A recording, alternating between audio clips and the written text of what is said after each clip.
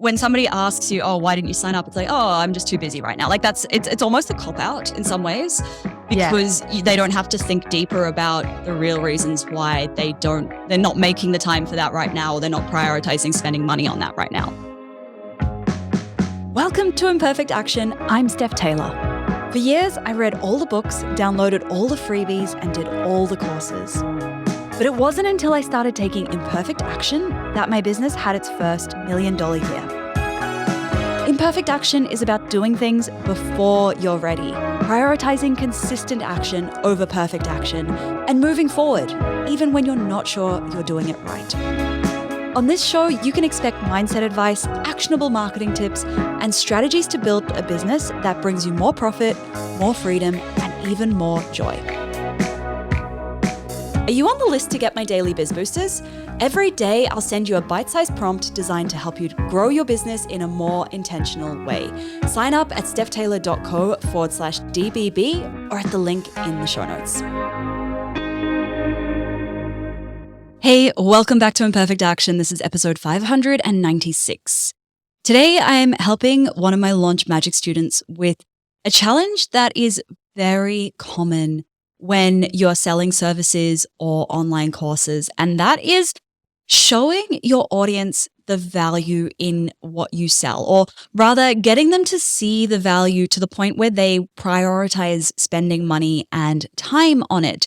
So Maddie is my student today who I am coaching through this challenge, and she has been struggling to get her audience to see the value in working with her around disordered eating and eating disorders, and especially in the lead up to the launch of her course, helping people to find a healthier relationship with food.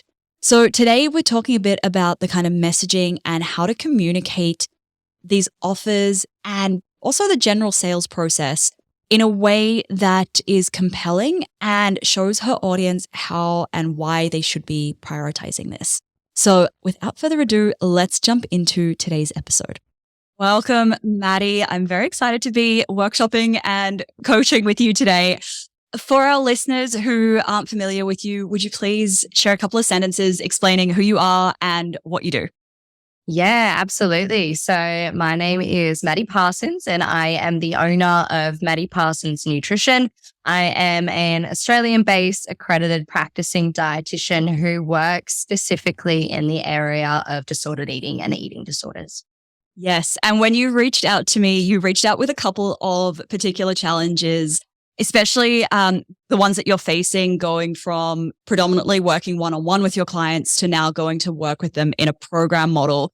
What specifically are the challenges that I can help you with today?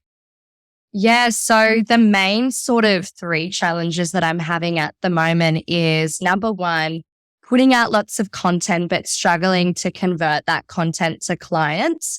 Getting potential clients or people that might be interested in my services and seeing its worth and the value of it and why they should financially prioritize it now. And also getting people to see the worth in that program model versus that traditional sort of one-on-one approach. Awesome. Okay, well, let's start with the first one then. So from that content to then turning them into clients, what is your current process from that content? What's that next step that you ask them to take when they've consumed that content? And also, what kind of content are you sharing? So at the moment, I'm trying to put out 2 emails a week, 1 blog post, if not weekly, then fortnightly. And content on Instagram I have been quite slack with, but generally try to do at least 1 or 2 posts a week. Okay. And then from that content, what are the calls to action that you're giving somebody? The calls to actions chop and change a little bit. And to be completely honest, there is absolutely no structure to it. But it varies between like a 15-minute free discovery call if I'm feeling like I want to fill up some spots on my bookings at the moment, or to download my lead magnet or my freebies. Are those 15-minute calls converting into clients? Yes, on the most part. The conversion rate, and to be completely honest, I haven't sat down and done the numbers, it'd be above 70%, I feel. Yeah. So, okay. So that call to action is working. Keep that. generally when we're looking at like how to improve that sales process or how to improve that conversion from content to clients, it's looking at like, what is that next step we're giving them and which of those next steps are converting into clients and which ones aren't. So if the discovery call is converting at 70%, fantastic. Keep giving those calls to action. What about the free lead magnet? Is there anything that you're selling them onto after that, or is that to nurture them more for the program?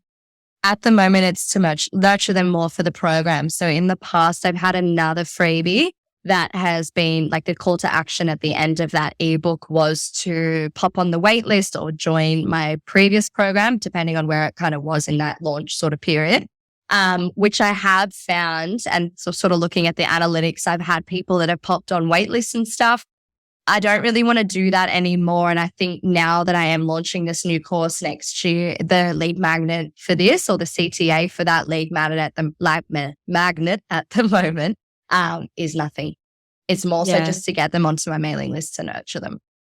Okay, so they're not going to be converting if you're not giving them that call to action, but that's okay because once the course is there next year, then you're going to have something like a webinar or some kind of launch trigger, like sales process that you're taking them through there. You'll have the cart open emails and ideally that will convert into the course.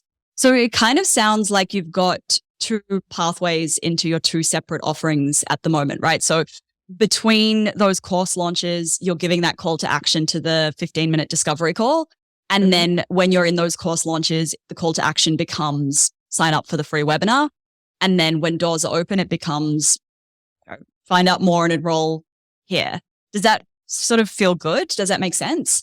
Yeah. So depending on what stage of that launch I'm at, it's just tweaking that freebie and kind of re-uploading it and whatnot for like sign up for my free webinar on this day. And then obviously when I've got that cart open period, tweaking that freebie again. So if someone downloads it, they see that my program is currently open. So I wouldn't even bother tweaking the freebie. It sounds like creating extra work for yourself. I would put the call to action in the emails. So if, for example, like they download the freebie in that first email, if that's when registrations for your webinar are open, update that first email and put it in there because somebody might download the freebie and they might save it for later. And then they might not get there until 6 months' time. But if they're getting that email, then at least they can see, oh, this is happening next week. Yeah. Okay. Excellent. That's a lot easier. Yeah. Oh, way easier. And same with when doors are open. And then you could even have in between those launches, you could even have the call to action. Maybe in the second email is, if you enjoyed the freebie, I can work with you in a one-on-one capacity. Click here to book in a 15-minute call or something like that. Okay. Excellent. No, that's great because at the moment it is really just getting at that specific sort of freebie is just getting in my in like those leads. Yeah. Perfect. So then that kind of leads beautifully into that next challenge, which was they're not seeing the value in your services. I'd love to hear, like, in your own words, why should they value it? Like, why should they prioritize spending money on it? That's a tough one. I know, that's the challenge. I personally, and I guess having worked in this space for quite a while, there's nothing more liberating than feeling confident and comfortable around food and your body. And as cheesy as it is, when you sort of have that down pat and when you have that good relationship with food and yourself as well, the possibilities for where else it can sort of lead you in life are endless. And I guess also like it impacts so many other areas of their lives. Like it's probably showing up in certain ways in their relationships, in maybe how they're showing up at work, their confidence, all of that kind of thing, right? So when you're communicating it at the moment, how, like, let's say I was on a call with you right now and I'm on the fence. I'm like, oh, like I really just don't have the budget for it this month. Like maybe I'll sign up next year. What would you say to me? So I guess I would probably get a bit of an understanding on how like the problem that you have at the moment is impacting any other areas of your life, if any, sort of bringing up those pain points and getting them to, I guess, future project into like, where would you like to be? Where do you see yourself? Like, why are you here? Why now? That they're sort of my two main angles, but then it's still that like financial objection or like the time's not right, yada, yada, yada. And there will always still be a certain number of people who do have that objection. And like, look, if those calls are converting at 70%, then that's probably a good sign you're getting the right people on the calls and what you're doing is working. It might then just become a matter of getting more people onto the calls. The process of getting more people onto the calls, is there like when somebody goes in to book a call, do they go through a services page or a sales page, or is it straight into your calendar? Like what's that step when somebody clicks? They go into my website services page where it's a bit of info about what I offer and then like a little pop-up to book. Okay. So when you say a little bit of info about what you offer, are you leading with why they should value it and why they should prioritize it? I am not. Okay. Well, that's probably the first change to make. And really, like, even though it's a services page, really treating it similar to the structure that I teach in Launch Magic, right? With those sales pages, really empathizing with what they're struggling with and then starting to introduce the solution, which is your method that you're taking them through to find that freedom with food and to find that confidence and, really free up the brain space that they're putting towards like, what am I going to eat? Am I counting calories? Like all of those different things. And then the call to action is book that discovery call. Yeah. Okay. No, that's fantastic. So it might even be worthwhile having like a separate page just for the discovery call with all of that sort of stuff. Absolutely. Because even though it's a free call, at the back of their mind, they know that there's no such thing as a free call. Like they're still sort of committing to that 15 minutes with you and they know they're going to get sold to. And it's awkward. Like when you're on the phone with somebody and they're like, hey, do you want to sign up for this? And you're suddenly on the spot and you're like, oh, like I need to decide and I don't know if this is what I want. So they're going to try and avoid that unless they're really serious about it. Yeah. So like in some ways, the people who you're getting on those calls are already very warm, but we want to make sure that we're getting more of those warm people onto the calls. And in some ways, your sales page, if you have that page written out really well, that might even pre-qualify. You can use that to pre-qualify a lot of people. So if you ever notice that you're getting people onto those calls who maybe aren't the right fit, adding some pre-qualification questions in there could be really helpful too. Okay, great. And what would those sort of look like? So it depends on who your ideal client is and like who you can and can't help. So for example, if you only work with women, then that would be one of the pre-qualifiers. Yeah. Okay. Cool. No, that's great. Thank you. It could even be budget as well. Being upfront and this is what I do with my launch strategy intensives for the questionnaire. I say, look, this is a $3,500 investment. Is this in your budget? Yes. Not right now. Or no, sorry. Yes, but I'd like to chat first, or no. Yeah. And that way, if it's not in somebody's budget, great. We're not wasting each other's time. Yeah, great. So it kind of cuts out the middleman. Yeah. So rather than it being like a hidden price, and I don't know if that's something that you already have transparently on your website, but yeah, it does kind of, it filters out the people who aren't serious. Yeah. Okay, great. Awesome. And then with the group programs, so at the moment, like what are the main reasons somebody's giving you for like not wanting to do it in that group or that course format rather than one-on-one? More so just time. The biggest objections have to be time, money, because I am quite transparent with the upfront cost or the payment plan sort of cost. Time, money, and scared to sort of take that leap as well, which I have been trying to address in my magician's gap. I definitely could do a bit of a better job at that though. Yeah.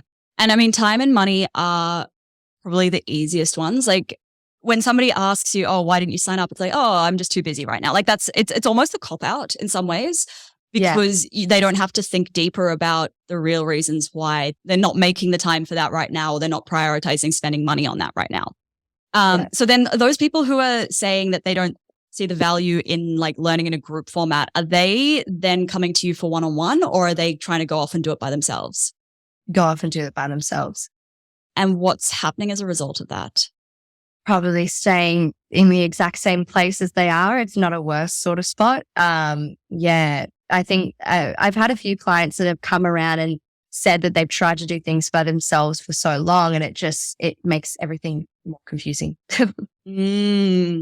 if you have testimonials from those clients, like that would be so valuable on the sales page, right? Like testimonials talking about how maybe somebody has tried for so long to piece it all together. Because I imagine one of the big objections that they've got is like, oh, well, it can't be that hard to just learn to love food. Like all I'm going to do is just stop counting calories or whatever's going through their mind. And in reality, that there's a lot more to it. So maybe there's a whole lot of education that needs to happen around that. And this might already be part of your Magician's Gap content.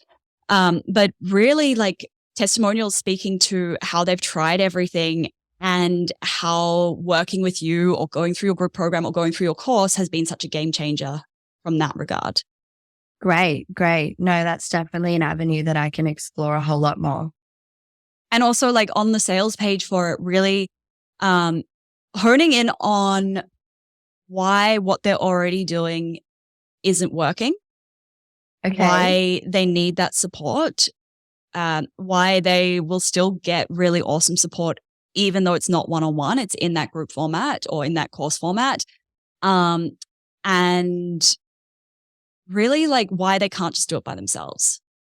Yeah. Okay. And that would be sort of in the like middle sort of section of the sales page. Yeah. So I would start probably with meeting them where they're at. So, really empathizing with the fact that their brain is just so full of all of this just worrying about food all the time, and they can't just relax when they go out for dinner with their friends, or they can't go to an event and feel comfortable being next to the grazing table, for example. So really empathizing with some of those points that might show up tangibly in their lives. And then, the next section might be empathizing with what they've already tried and saying like, look, you've already tried doing this. This is why it hasn't worked. Okay, great. And then towards the bottom, I would actually also include a section where you're really talking about why now, like why this is something they should prioritize right now, even if they're busy, even if they don't really have the budget for it right now, and talking about what is it costing them to not solve this problem right now. And it's not about like, it's not about really like, trying to like poke the pain point, but it's actually showing them, hey, this is using up your precious brain space. This is harming your relationships. This is hurting your confidence. And it's having a much bigger effect than you realize. And once you solve this, it has this ripple effect. Yeah. Okay, great. And that's definitely something that I've tried to sort of bring up in reflections in my lead magnets. So I think, speaking to that a little bit more specifically on my sales page would be good. Yeah, absolutely. And also like then taking those sections of that sales page and turning those into cart open emails. So you might have one cart open email where you're just talking about like, this is what it's costing you. Because for them, they might not realize, they might think, oh, well, my bad relationship with food, it's making my jeans a little bit tight, but it's not that big of an issue. But then they don't realize, oh, hang on, this is creating anxiety when you go out for dinner with your partner, or this is stopping you from, speaking up in a work meeting because you have confidence issues. I don't really know, like you obviously know those ripple effects better, but connecting the dots for them so they can start to see, oh, hang on, this is not just about, this is not just about weight or feeling good in my skin. This is everything. Yeah. Okay. Great. Does that all kind of make sense? Like, does that feel aligned? All three of the parts that we've talked about? Yeah, absolutely. Because I think the call to action thing is something that I have struggled a lot with, especially because I have sort of no formal program to sort of offer at the moment. It's more so just for lead generation. But I think the sales page is definitely in the past with previous programs, something that I've struggled to convert. And, you get a bit of feedback from people that, were interested, but maybe it wasn't the right time, or so they say. And they have said that the sales page was great, but it obviously hasn't gotten them across the line for whatever reason. And sales pages are tricky because we tend to spend a lot of time selling people on the features and the benefits, like, oh, it's got this many group calls so that you're supported the whole way, and this and that, and like this many modules.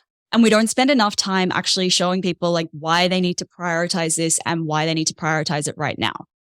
So I suspect even just making that tweak for, both the discovery call page and for the course sales page, I think that will make such a big difference as well.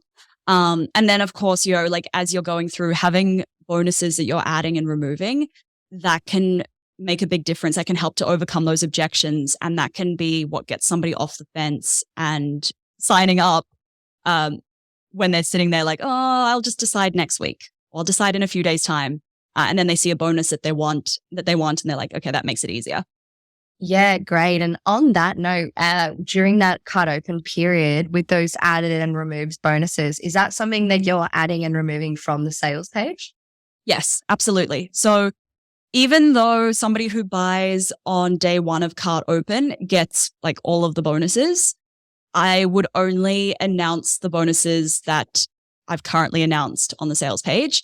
So then when they sign up and they see, oh, I've got all of these extra bonuses, it's like a nice little surprise for them rather than announcing all of the bonuses and then removing them as they expire. Okay, great. No, that's awesome. Cool. Do you have any other follow-up questions? Anything else I can help clarify for you on that? Or are we all good? I think that's great, to be honest. You've really, really helped. And I'm excited to get this out. I think actually one other question, sorry. That's all right. With that bridging the magician's gap content, or actually more specifically with the content on the sales page of why they should see the value in what you're offering, is that something that I should be doing in my content in the lead up to doors open as well? Yes, absolutely. 100%. Because it'll take, you'll be repeating yourself a lot, but it will take a lot of different touch points and they'll need to hear the same thing a couple of times before it sinks in and they actually start to realize, oh, okay, maybe I should listen to what she's saying. Or before you share it, maybe you'll share a different example illustrating the same point, and all of the other examples that they've heard previously haven't hit home. But this one example that you share, it's like the light bulb moment for them. So yes, absolutely. Okay, excellent. Awesome. No, that's all from me. You've been so helpful. Thanks, Steph. No, you're very welcome. So I guess your action steps are really tweak that discovery call page and get really clear on like what it's costing them not to join the course, and why they need to be doing it with the support of a group and with the course rather than trying to do it by themselves. And then adding all of that to your sales page when you put it together. I'm excited for you. I'm excited to hear how it all goes. I am very, very excited to get it out. Awesome. Thank you so much for your time, Maddie. No, thank you, Steph. All right, that is it for today's episode. If you haven't already hit subscribe, make sure you hit the plus button in Apple Podcasts or the follow button in Spotify, and you'll get each new episode straight to your podcast app every Monday, Wednesday, and Friday. And if you have any friends who you think might be struggling with this issue, hit the share button, copy the link, and send it over to them. It's how I get to help more people. Thank you so much for listening. Catch you next time.